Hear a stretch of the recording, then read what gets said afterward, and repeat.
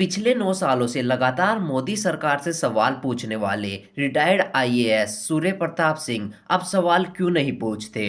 अब वे विपक्ष से सवाल क्यों पूछ रहे हैं? इस बारे में डिटेल में बताते हुए रिटायर्ड आईएएस सूर्य प्रताप सिंह लिखते हैं, मित्रों, आप मेरे शुभचिंतक हैं, परामर्श दे रहे हैं या निंदा कर रहे हैं, बहुत बहुत आभार। कोई मित्र मुझे राज्यसभा दे रहा है, कोई यूपीएससी दे रहा है, कोई बीजेपी ज्वाइन करने की सलाह दे रहा है, कोई पुरानी फाइल खोलने ईडी सीबीआई की डर की बात कर रहा है, कोई पैसे के लालच में फंसने की बात कर रहा है, कोई दुर्भावना नहीं, लेकिन मुझे इस सब पर कई बार हंसी आती है और आश्चर्य भी, लेकिन लिखने वालों का भी दोष नहीं, क्योंकि वे शायद मुझे अच्छे से जानते नहीं। अगर उपरोक्त पद में से कुछ भी चाहता तो चाटुकारिता करके कभी भी पा लिया होता, और इन सब पदों से बड़े पदों पर तो मैं पूर्व में रहा ही हूँ।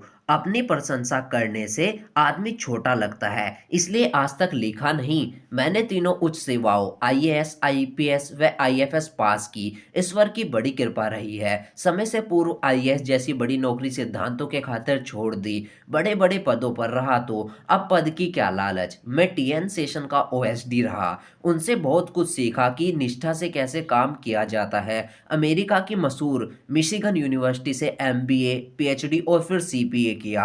18 किताबें लिखी, 28 रिसर्च पेपर हैं, 6 पेटेंट्स हैं। अमेरिका जैसे देश में इतनी इज्जत मिली, और भगवान से मैं क्या मांगू। इतने लंबे जीवन में तो मुझे किसी ने डराया नहीं, लालच देने की हिम्मत नहीं हुई, तो अब क्या कोई खाक डराएगा या लालच देगा। योगी सरकार के पूर्व कार्यकाल में मेरे विरुद्ध 8 एफआईआर हुई। मुझे झुकना होता तो तभी झुक जाता। हाँ, उस समय आप मित्रों ने मेरा साथ दिया, लेकिन कोई विपक्षी दल मेरे साथ खड़ा दिखाई नहीं दिया। पिछले 9 सालों में विपक्ष को मेरी बातें अच्छी लगती थी, क्योंकि वे उनके पक्ष में थी, और आज बुरा लग रहा है कि मैंने सिक्के को थोड़ा टिल्ट कर दूसरा पहल क्यों देख लिया।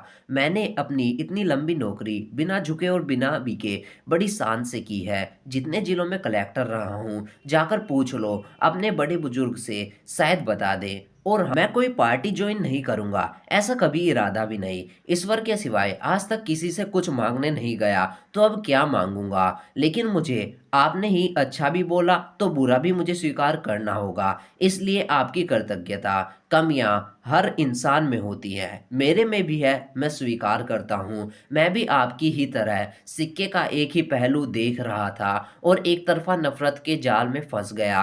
राम जी की कृपा से मुक्त हुआ हूँ। कोई भी व्यक्ति पूर्ण नहीं, चाहे कोई बड़ा राजनीतिज्ञ ही क्यों न हो। सत्ता के साथ अहंकार आता है, यह सही बात है। आज की राजनीति में सिक्के के दोनों पहलू देखने की जरूरत है। सत्ता विरोध में किसी व्यक्ति विशेष से नितांत नफरत के दलदल में नहीं फंसना है। कुछ पॉजिटिव, चाहे थोड़ा ही सही, उसे भी तो देखना चाहिए। राम भक्ति सांप्रदायिक कैसी ही हो सकती है? जो अल्लाह या ईसा मसीह को मानते हैं, क्या वे सांप्रदायिक हैं? मैं मानता हूं कि राजनीति में धर्म नहीं आना चाहिए, तो क्या विपक्ष जाति धर्म की राजनीति नहीं करता? जब हमाम में सभी नहाए हैं तो एक पक्ष को दोष क्यों? अंत में फिर से कहूंगा, राम मेरे आराध्य हैं, उनकी आलोचना स्वीकार नहीं। और अब न राम मंदिर की। मैं फैजाबाद का कमिश्नर रहा हूँ, अयोध्या की गलियों में घूमा हूँ, जो मुझसे बना सका मैंने किया, जैसे फैजाबाद बाईपास, गुप्तार घाट का जीर्णोद्धार आदि। उस समय सरकार जैसा बजट देती थी वैसा किया। राम जन्म भूमि का प्रशासक भी रहा हूँ, कई बार राम जी को बरसात में भीगते देखा है।